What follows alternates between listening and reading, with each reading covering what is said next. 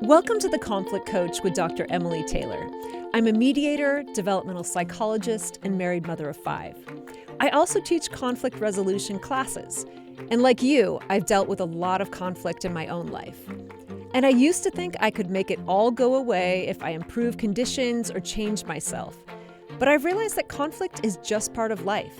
We all need more effective tools to handle it with confidence. So that's what this podcast is about. Each episode, you'll hear me coach a real person through a real conflict in their life. As you listen, you'll notice that I'm not telling them what to do. I'm giving them a set of skills that can apply to any conflict, including the ones in your life. So let's get started. Today I'm coaching Jeff. He is a self-employed insurance broker, and it's a high conflict job. He's constantly having to escalate conflict with insurance companies who deny his clients' claims. And he's good at being aggressive to get what his clients need. But he's worried about how all that conflict is affecting him. So we're going to talk through some of his options. Jeff, so good to have you on the show. Thanks for being here. Thank you. It's nice to see you. All right. Well, just wondered if you could fill me in a little bit on what the conflict is that you're facing. Oh, sure. I'm thinking of an instance here recently where a lady bought a hospital expense plan, which in the most basic sense means you go to the hospital, they pay you an amount of money. So she bought the policy early January 2024. In March of 2024, she had an emergency radical hysterectomy. So we showed her how to file the claim and got all the documentation, and we shipped it in. They took several weeks. They denied it, and they said that she didn't have the right documentation. And so, okay, so we do it again. We get what we think is the right documentation. It gets denied again. And so these kinds of situations play out regularly. And this one came to a kind of a boiling point earlier today. It's now been very close to a year since she was in the hospital. Her claim still has not been paid. It's been denied a total of, I counted 6 times. Mm-hmm. And each time we resolve the previous denial reason, and then we're given a new denial reason. So, and you never talk to the same person twice. At this point, I'm getting kind of firm. The conflict has escalated, and I'm asking for a supervisor. But it is, forgive my French, frustrating as hell. And I really feel like I have to raise my voice or make threats and drive them to into a position where they have to do something. And I don't like cracking that whip. But unfortunately, that seems to be the only language that they respond to. Does that, I know you a little bit. Does that feel contrary to your nature? It is not all that contrary to my nature because I am a competitive person through and through. I'm not afraid of conflict. I just don't like it. What about it don't you like? Because it makes me, or I feel like I have to become Frankenstein. I feel compelled to be somebody I don't want to be because we exhaust all the other nice guy approaches before I get there. And it's really frustrating because, I really would like to be able to say, hey, Allstate, United Healthcare, whomever, we've been at this for 12 months. What can we do? To approach it from a more low key, calm, and, it just isn't effective. And I don't want to be remembered in my career as that guy that was a pit bull all the time. So let me reflect back what I'm hearing you say. A little bit of, hey, I'm already a competitive person. I have it in me to do this. Like I know how to get this job done. But I kind of resent the fact that I have to do this because I don't like what it makes me. Is that Exactly. What is the impact on you? I have to gather myself for a second.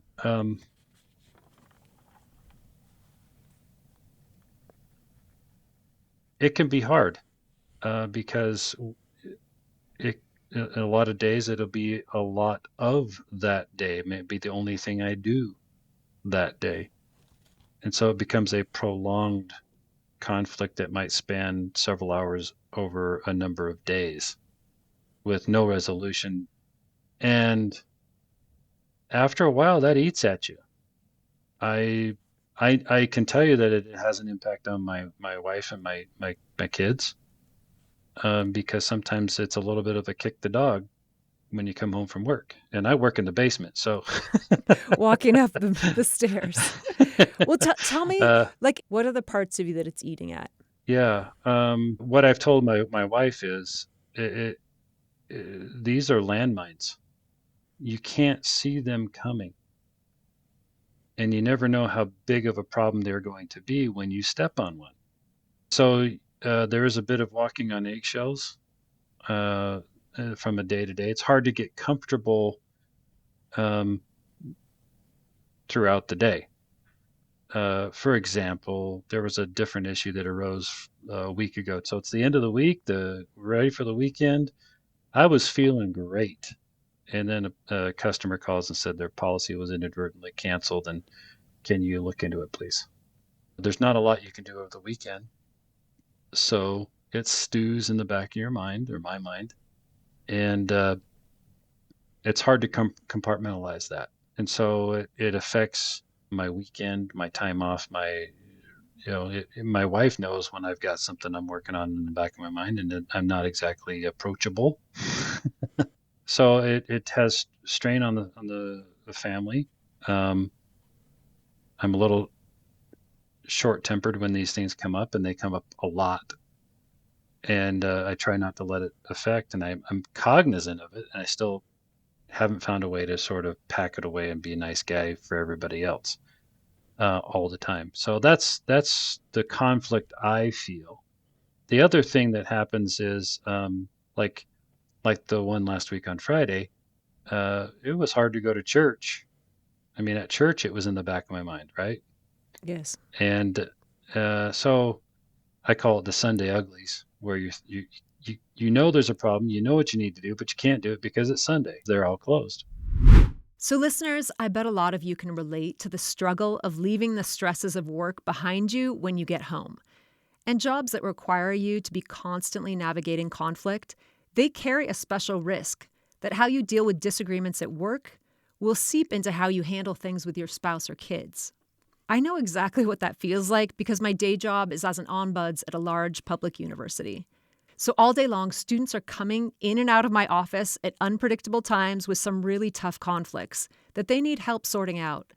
I coach them just like I coach on this podcast, helping them identify their needs and wants and then consider their options. But sometimes it's hard to put those conflicts out of my mind and be fully present for my family when I leave work. So I found it's really helpful to establish some boundaries between work and home. And then we need to build some structures to maintain those boundaries so we can stay focused on what matters most in the moment. Let's see how that looks for Jeff. In thinking about this unpredictable environment, right? At any time you can be called on.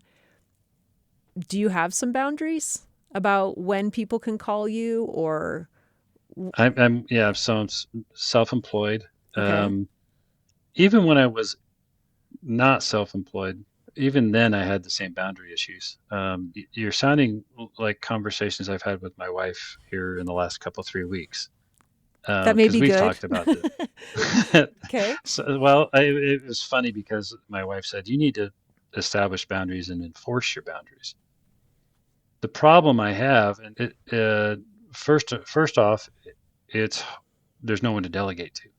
The second thing I would say is I probably ought to, what I did for this interview, put my phone on don't disturb or get a wholly separate phone Okay. specific to work. And so I can leave it on the charger and not look at my personal phone because everything's on one device. My work email, my personal email, everybody knows my personal number and they text me when there's an issue, and that triggers the personality issue of I got to help them. That's my job. That's who I am.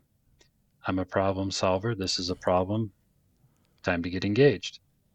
Well, that takes away from the family, and evenings and weekends and vacations have always been a problem.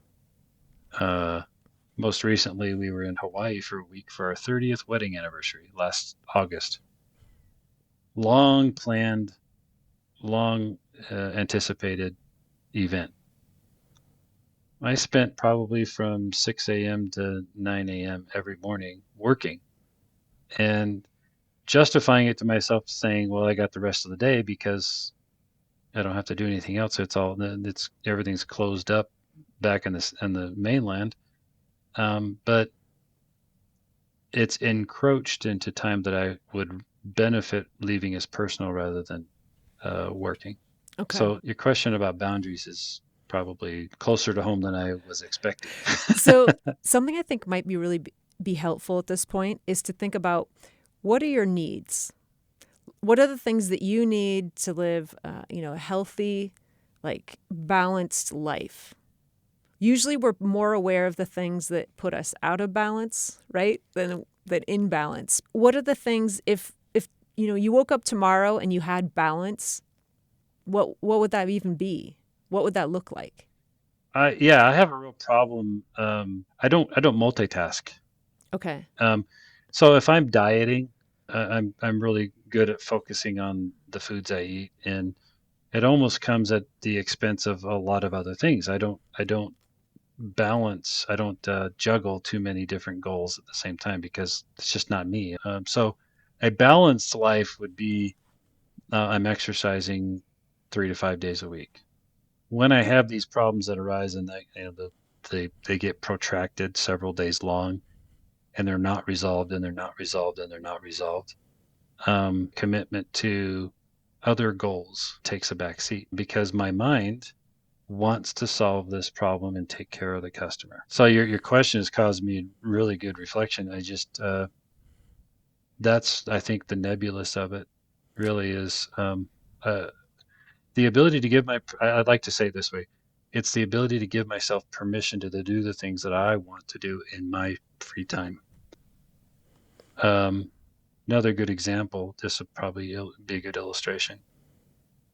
Went with our kids to Europe for a medical procedure for our son, experimental medical procedure for our disabled son. Absolute series of miracles. And I decided that I was going to write it out in a novel and record that, at least, if not just for our family, but for those who were involved and maybe in a wider audience. I've had that goal now for close to 15 years. I'm probably halfway done, but um, I started writing again in the last couple of weeks, picking up where I left off years ago, and I'm finding I'm just satisfied. I go to bed and I'm happier. I'm the the stress or the problem of the day feels like it can wait a few more hours, So right? I the don't have to. addition of that thing is helping you do the other things. Yeah, it's putting space. So friends, this is a little surprising, right? We usually think that achieving balance means cutting things out of our lives. But Jeff is benefiting from adding something that's creative and fulfilling. So the skill here is to shift your perspective of what's causing the imbalance in your life. Rather than tallying up all the things that are weighing you down, you might also consider what's missing from your life that feeds your soul. By intentionally adding in activities like exercise, reading a book, or visiting with friends, the other responsibilities of your life might fall into balance more naturally. Okay, let's get back to Jeff. I've been creating a little list as you've been talking, just about things that you have mentioned that you need in terms of thriving, right? A lot of times we're just trying to get by. You're starting a new business. That's very stressful. But it's something, if it's going to succeed, it's going to have to be sustainable between your professional and personal life, right? So again, very clearly, just as you've explained, I'm hearing you say, I need a creative outlet. You mentioned when you're in a state of, thriving or doing well, you exercise at least a few times a week. Right. It's that sense of I have control and these are things that I want to do. Okay, I didn't hear you say this super explicitly, but I did hear you say, I don't have anyone to delegate to. And would a need be like the possibility to occasionally delegate, say when you're on a vacation? Yeah. So I have a part-time assistant whom I've been training for the last close to 2 years now. She's very talented. I trust her implicitly, but she just doesn't have the experience in the relationships in the industry that would allow a full delegation to take place. She will be coming on full time towards the May timeframe. June is our goal. I also took on a partnership where I can delegate to my partner's staff, and that's also coming online. I know I have to do it. I've been doing it this way for so long that that you use the word enmeshed, personal and private. Um, Undoing that enmeshment, at least to a degree that I can enjoy a trip to Hawaii without worrying about my clients, uh, would be a welcome respite. So, in the long term, and kind of like being able to take 7 days off or whatever that is, but say on a daily basis, I mean, you had a couple ideas before, even with your phone and your devices. What are some pretty obvious ways that you could separate your personal professional life, especially when you're working in the basement? Uh, the first thing that comes to mind is I can leave my stinking phone at home when I go on date night. It's not a matter of putting on do not disturb. It's just leave it home. You don't need it. So that's one thing I think I need to start doing. And that I think that would go for just the weekends in general. I've got to find a place to hide the phone, um, or disengage from the device so that I can do the family stuff over the weekend, still be accessible to my family, but not necessarily to the clientele. What do you think is the scaffolding or like are you able to just decide to do that? Do you need help from, say, your wife? Like, remind me to leave my phone at home. What's required for you to put that in place? My wife and I have talked about this several times. Um, I think she's kind of resigned to the fact that I'm uh, not able to unmesh, um, and that's uh, yeah. I do need to talk with her about it. I need to be more disciplined in Do you need her help? regard. Oh, I think I do. 100%. It's a you just gotta lay it out there and say, I want to be here for you, so I'm going to leave my phone home. If I don't do that, tell me to leave it in the car. I want you to be my first priority for the next 5 hours. Okay. So the phone, at least leaving it home at date night. What's realistic on the weekends?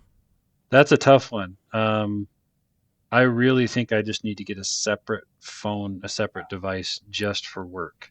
Okay. And when the work day is over, it stays down on the desk or on the charger in the office. Okay. Are there any other, maybe a couple other things, if they come to mind, that you think I could do that even this weekend and start this process of getting back to me thriving and having kind of the life I want? I'd like to start exercising more frequently. I'm only getting 1 or 2 days a week, but Okay. that's probably not enough. But we've been really good. When we were engaged,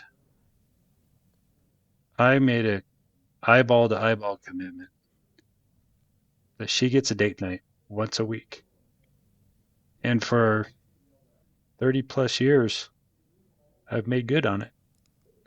Now the quality of the dates needs to improve, and so that's the kind of stuff that I miss, and that I'm kind of talking to you about is if I was giving myself a grade, right? I'm doing a lot of the right things, but I'd probably give myself a B minus on a lot of them, and I could be doing better.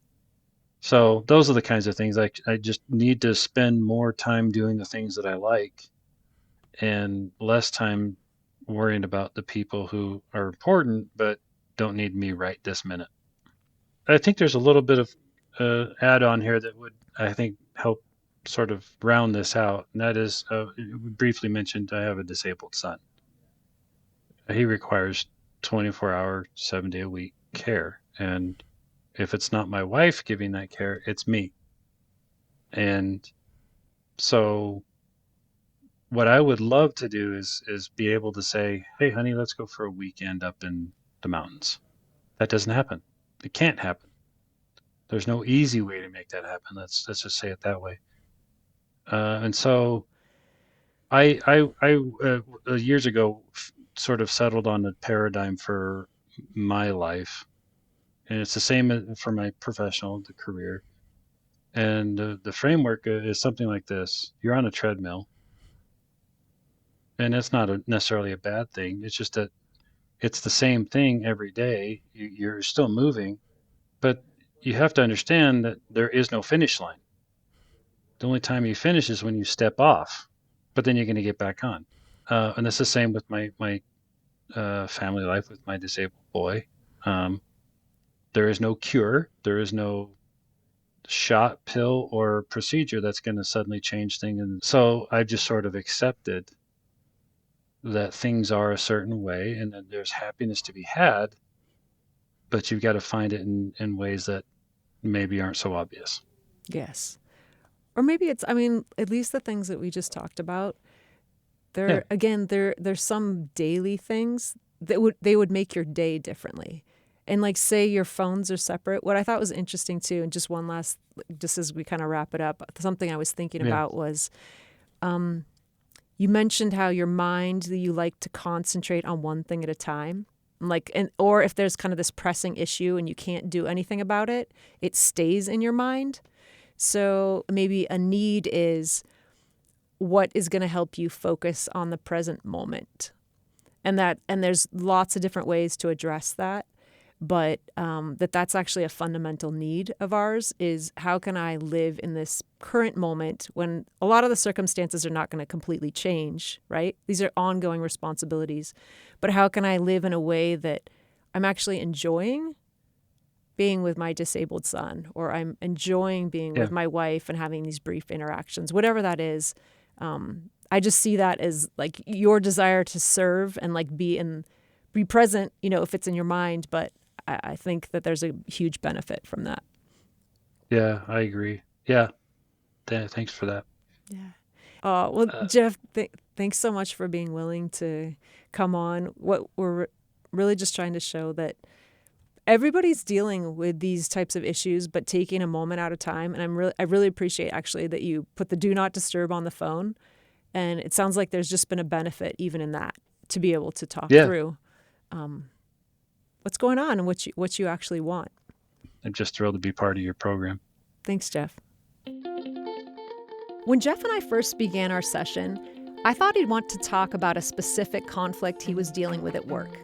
But as we talked, it became apparent his real struggle was how to get the pressures of his high conflict job in balance with his personal life. That's so relatable, right? And when we don't have that balance in place, what goes on at work can sometimes act as lighter fluid for conflicts at home that might otherwise not flare so big. But when we're in that heightened state of conflict from work, of course, it's going to seep into the way we approach our loved ones. So the first skill I hope you remember from today's episode is to look for boundaries you can put in place to help separate your work and home life. Maybe there are small rituals you can do to help you draw that line. Or maybe it's actually having a separate phone for work that stays off on nights and weekends. One thing that works for me is, before work every day, I hike in the nearby foothills with my friends.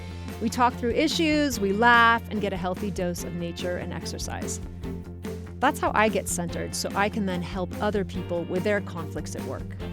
Second, look for ways to create scaffolding around yourself to help you maintain the boundaries you're creating. Scaffolding is a concept from psychology and education that looks at how to build a support structure around someone doing something difficult. Are there people in your life who could help you maintain those boundaries, say with a gentle reminder when things start to slip? Are there reminders you could set on your phone or new routines for your evening and weekends to establish more space between your personal and work lives. As we set new patterns and priorities, we can reach out to others we trust to help us follow through with our plans. It is not weakness to seek support, but it does require some humility and clear communication. And finally, to achieve better balance in your life, consider not only what you can cut out of your life, but also what you might want to add that will recalibrate the structure and meaning of what you're already doing. What activities would add some creativity, expression, and downtime to your life? By intentionally adding in activities like exercise, reading a book, or socializing with friends, other responsibilities of your life tend to fall more naturally into place. Thanks for joining me today. If there's someone in your life who might benefit from listening to this episode, please share it. Because, as I always say, it's not a question of if, but when we're going to experience conflict, and we do much better when we're prepared. The Conflict Coach with Dr. Emily Taylor is a BYU radio podcast. I'd love to connect with you on social media. Find me on Facebook and Instagram at Conflict Coach with Dr. Emily, where I'm sharing more ideas for working through conflict. And if you or someone you know has a conflict that you'd like to discuss on the podcast, send me an email to conflictcoach@byu.edu. And next time, I'll be coaching a woman who feels frequently belittled by a coworker that she considers a friend. I hope you'll join me.